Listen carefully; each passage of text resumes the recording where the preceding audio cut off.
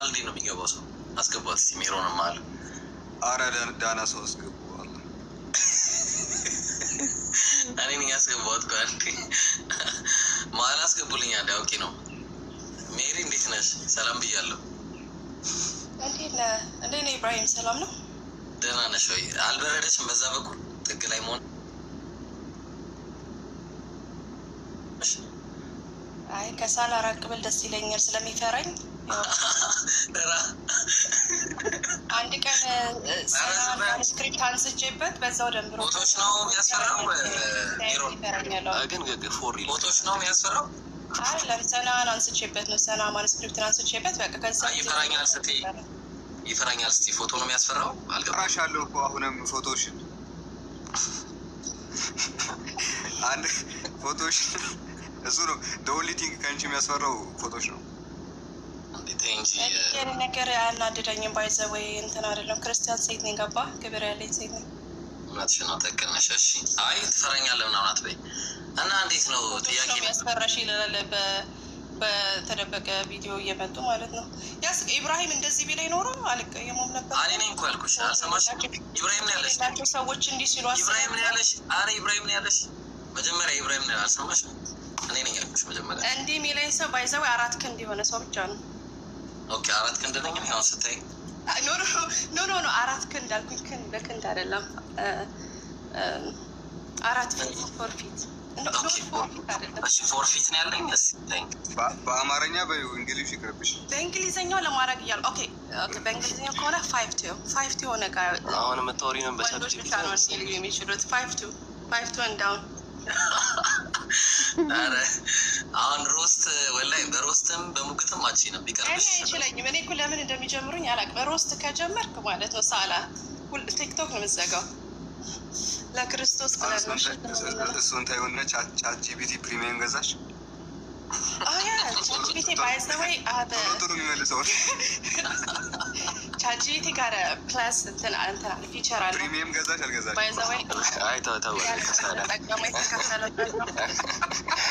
ሮስት ራሱ ካንቺ ወዲህ ሮስት ታላንቺ ቻት ጂፒቲ ገዛለሁ ብላ በላስቲክ ይዛ ሊደችም ቻት ጂፒቲ ገዝታ መጣችም አረ ሜሪ እና ሜሪ ምን እሺ ነው ዛሬ ኢየሱስ አምላክ ነው ዛሬ እንዴት ነው ያ ባይዘው ኢንቫይት ስታደርገኝ እሱን ለማለት ነው ግን የምፈልገው ዲቤት ነው የምፈልገው በክርስቶስ አምላክነት ዲቤት ነው የፈለኩት ዝም ብሎ እዚህ ጋር እናመጣልሻለን ሰው አለ ዲቤት ምናምን አለ ሳላ ልጆች የሉም ዲቤት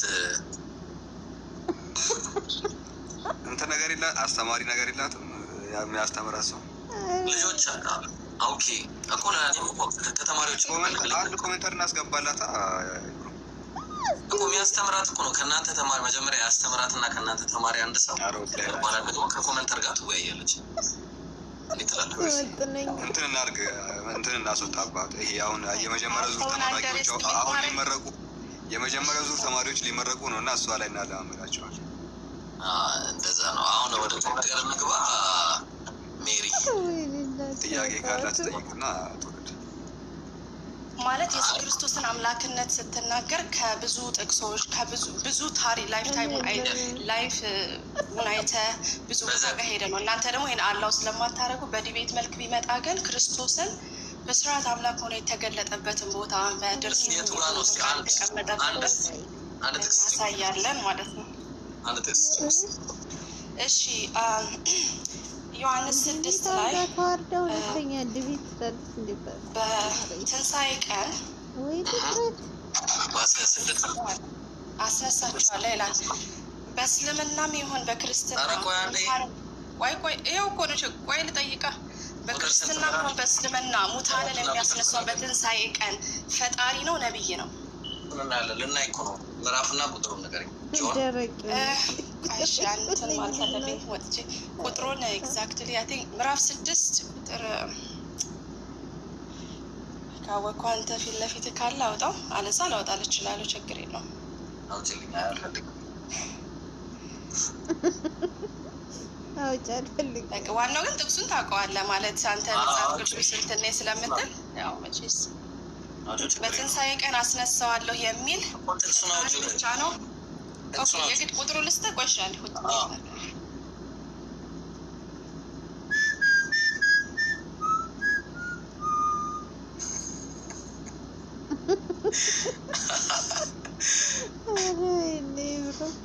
እንትና ትንገረች ከታች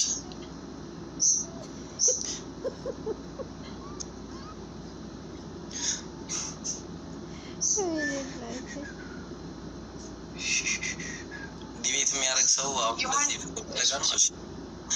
ችግር የለውም። ዮሐንስ 6:39 ነው ቁጥሩ ነው እንጂ ችግር የለውም። ቻፕተሩን አውቀዋለሁ ግን ቁጥሩ አኪሬት ለመስጠት ያህል ነው። ቁጥር 39 እሺ እናንብበው። የዚህ ልጅ ዮሐንስ ወንጌል ምዕራፍ 6 ቁጥር 39 ላይ ምን ይላል? እስቲ ይላል እንግዲህ ዮሐንስ ወንጌል ምዕራፍ 6 ቁጥር 39 ላይ እሺ ምን ይላል? ከሰጠኝ ሁሉ አንድስ እንኳን እንዳላጠፋ በመጨረሻው ቀን እንዳስነሳው እንጂ የላከኝ የአብ ፈቃድ ይህ ነው አለ። የማን ፈቃድ ነው?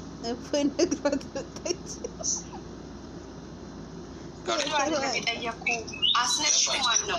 አስነሳው ማን ነው? በማን ፈቃድ ነው የሚለው? ቆይ አስነሳው የሚናገረው አብ ነው? በማን ፈቃድ አለ? እኔዋ እንዴ በደንብ እንዴ ምን አለ መሰለች ከሰጠኸኝም ሁሉ አለ አይደለ? ማን የሰጠው? አብ አባቱ ከራሱ ምንም የለውም ማለት ነው። እሺ እናመሰግናለን። አንድስ እንኳን እንዳላጠፋ በመጨረሻው ቀን እንዳስነሳው እንጂ የላከኛ የእሱ ፈቃድ ይህ ነው አለ። ምን እንዳስነሳው ነው ያለው? ምን ነው የሚያስነሳው? አሁን ምን ቀላል ነው። ሙታንን እንደሚያስነሳ ነው እየተናገረ ያለው። ይሄ ምንድን ነው የሚያስነሳው? እዚህ ጋር አሁን ይሄ አሁን የጠቀስሽው እንዳስነሳው ነው አይደል የሚለው? ምኑ ነው የሚያስነሳው? ምንድን ነው እዚህ ጋር? ኦኬ ዌቨር ያመነበትና በክርስቶስ ያመነውን እንደሚያስነሳው እየተናገረ ነው። እናትዬ እዚህ ጋር የሚለውን ይኸው በደንብ ላላ ብለሽ ሜሮን ምን ሆነሽ? ከሰጠኝም ሁሉ አንድስ እንኳን እንዳላጠፋ በመጨረሻው ቀን እንዳስነሳው እንጂ የላከኝ የአብ ፍቃድ ይህ ነው አለ። የሚያስነሳው ምንድን ነው?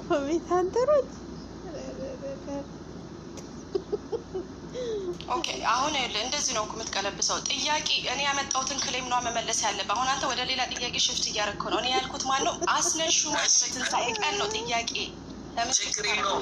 ችግር የለውም። ይኸውልሽ አሁን በመጀመሪያ ደረጃ እዚህ ጋር እየተናገረ ያለው ነገር እንየው አንድ ጊዜ። ችግር የለውም። እሺ ይኸውልሽ የመጨረሻ ሲምፕል ጥቅስ ነች። አንዴ እንያት። ፈቃዴን ለማድረግ አይደለም ማለት ቁጥር 38 ፈቃዴን ለማድረግ አይደለም እንጂ የላከኝን ፈቃድ ለማድረግ ከሰማይ ወርጃለሁ አለ።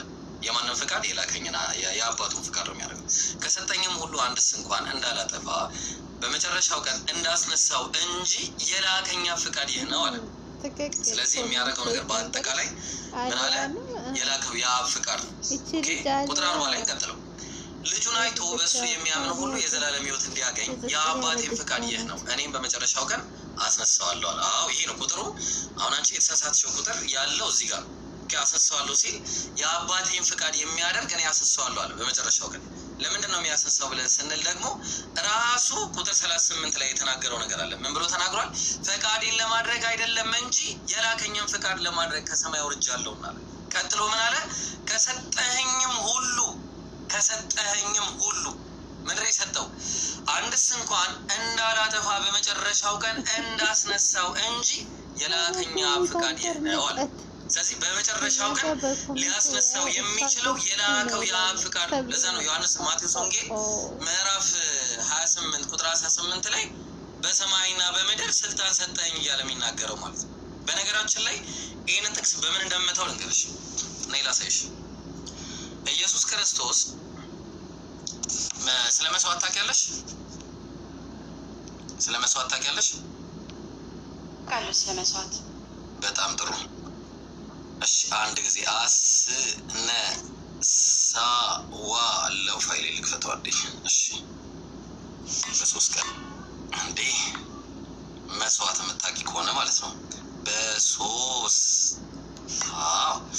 እሺ አንድ ጥቅስ ልስጥሽ።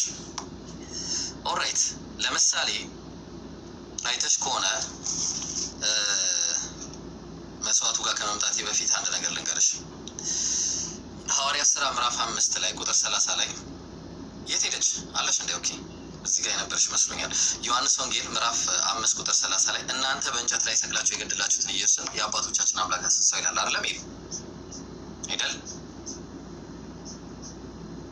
አትፍጠንብን ባይዘወይ እንዳንተ ፈጣን አይደለም ልጆቻችን በመስማትም ደረጃ ምናምን ቀስ እያልከንበው ዮሐንስ ወንጌል ምዕራፍ 5 ቁጥር 30 እናንተ በእንጨት ላይ የሰቀላችሁትን የሰቅላችሁ የገደላችሁትን ኢየሱስን የአባቶቻችን አምላክ አስነሳው ይላል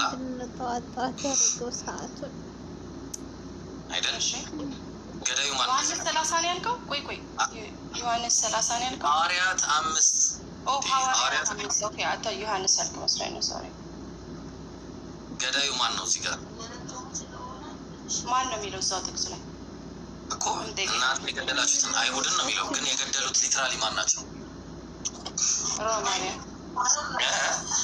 ሮማውያን የገደሉ አሳልፈው የሰጠውት አሳልፈው ግን የሰጡት አይሁዶች ናቸው አይደለ? ቆይ አሳልፈው ለፍርድና የሰጡት። ስለዚህ ዋናው ቆይ ትክክል ሆነሽ አይደለ? አይሁዳውያነት ባይሰጡት ኖሮ አልተሳሳትሽም። ግን እናንተ የገደላችሁትን አለ የገደሉት ሊትራሊ እነሱ ናቸው ማለት ነው። ባይዘዌይ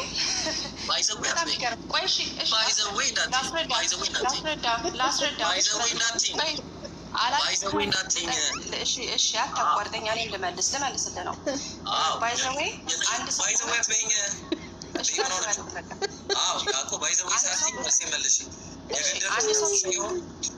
አንተ ሰውዬ አላልኩም።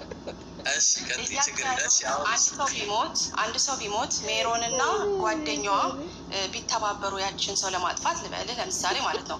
ያቺ ሴት ዳይሬክትሊ እሷን አልገደለችም፣ እኔ ነኝ ያደረኩት ልበልህ። ያቺ ሴት ግን በፍርድ ቤት አንጻር መሰረት ለእኔ መክራኛለች፣ ዌፐኑንም ሰጥታኛለች ያን ሰው ማጠፋበትን። ቆይ ሁለቱም ይከሰሳሉ አይከሰሱም? ቆይ እንደገደለች ይቆጠራል። እንደገደለች ነው የሚቆጠረው። ለምን? ተባባሪ ራሱ ገዳይ ነው። ትክክል። ኢየሱስ ክርስቶስም እነዛን ሰዎች ሲያስነሳ እንዳስነሳ ይቆጠር እንጂ የሚያስነሳው አብ ቱ ዘ ፖይንት። እናመሰግናለን። ሌላ ጥቅስ ፈልጊ። ለምን እንደሆነ ልንገርሽ። እዚህ ለምን እንደመጣ አልገባኝም ነበር። ለምን አሁን ገና ገባሽ? ለምን ብለሽ ጠይቂ። አሁን ታስታውሽ እንደሆነ አሁን መስዋዕት ላይ እመጣልሻለሁ። መስዋዕት ላይ ዮሐንስ ወንጌል ማነው ይቅርታ ትንቢተ ሚልክያስ ላይ አይተሽ ከሆነ ምዕራፍ 1 ላይ ስለ መስዋዕት ነው ትንቢተ ሚልክያስ አለ። ኦሪት ዘሌዋውያን ይቅርታ ኦሪት ዘሌዋውያን ምዕራፍ 22 ላይ ቁጥር 17 ላይ የኢየሱስን ሞትና መነሳትንም ሁለተኛ የሰዎች መነሳትና መሞትንም እዚህ ጋር ልነግርሽ ነው። ምን አለ መሰለሽ? እግዚአብሔር ሙሴን እንዲህ ብሎ ተናገረው አለ።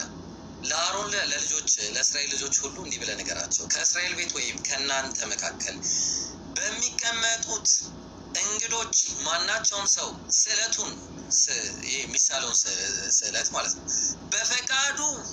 በፈቃዱ የሚያቀርበውን ሁሉ ለእግዚአብሔር ለሚቃጠል መስዋዕት የሚያቀርብ ቁርባን ቢያቀርብ አለ ይሰምርላችሁ ዘንድ ከበሬ ወይም ከበግ ወይም ከፍየል ነውር የሌለበትን ተባዕቱን አቅርቡ አለ። ምን ይልላችሁ ዘንድ? ይሰምርላችሁ ዘንድ አለ። አንቺ የሆነን ነገር ስታቀርቢ ይሰምርልሽ ዘንድ መልካሙን ካቀረብሽ አምላክ ይቀበልሻል ማለት ነው። ኢየሱስ ክርስቶስ ራሱን መስዋዕት አድርጎ እንደምትሉት እናንተ ኢየሱስ ምንም አይነት ኃጢአት አልሰራም ብላችሁ ነው የምንነግሩ። ኢየሱስ ኃጢአት ያልሰራ ከነበረ እንግዲያውስ የሚናገራቸውና የሚያቀርባቸው ንግግሮች በአጠቃላይ ተቀባይነት ያገኛሉ። ኦኬ። ስለዚህ ኢየሱስ ራሱን ለመስዋዕት ሲያቀርብ አንድ ጊዜ ሁለት ነገር ነው የምነግርሽ።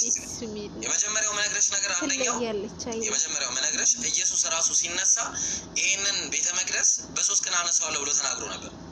ኢየሱስ በ3 ቀን አነሳዋለሁ ብሎ ሲናገር የተናገረበት ንግግሩ ራሱን መስዋዕት አድርጎ ስለተናገረ ራሴ አነሳዋለሁ ብሎ ቢናገር መስዋዕት ስላደረገ አምላክ ያስነሳለታል ማለት ነው። በተመሳሳይ ሁኔታ እነዚህ አማኞችም በኢየሱስ አምነው የእሱን መስዋዕትነትን ተቀብለው ስላሉ እነዚህ ሰዎች ልክ ሐዋርያት ሥራ ምዕራፍ 5 ቁጥር 30 ላይ እንዳለው እናንተ የሰቀላችሁትን ኢየሱስን የአባቶቻችን አምላክ አስነሳው እንደተባለ እናንተ ተብለው ቢነገርላቸው እንኳን የገደሉት ሮማውያን ናቸው ነው። ስለዚህ ኢየሱስ ክርስቶስ እነዚህ ሰዎች አነሳለሁ ማለቱም አንድ፣ ሁለተኛ ራሱንም ስጋዬንም አነሳለሁ ማለቱ ከሁለት ነገር ነው የሚታየው። የመጀመሪያው ከመስዋዕት አንፃር ተግባባል። ሁለተኛው ደግሞ ከሐዋርያት ሥራ ምዕራፍ 5 ቁጥር 30 ጋር አንድ ላይ መርጅ ስናደርገው እሱ እንዳደረገው ይቆጠራል እንጂ ራሱ አድራጊ ነው ማለት አይደለም ነው። ኦኬ። ስለዚህ ሌላ ማስረጃ ካለሽ አምጪ። ፈቃድ ነው የሚለው።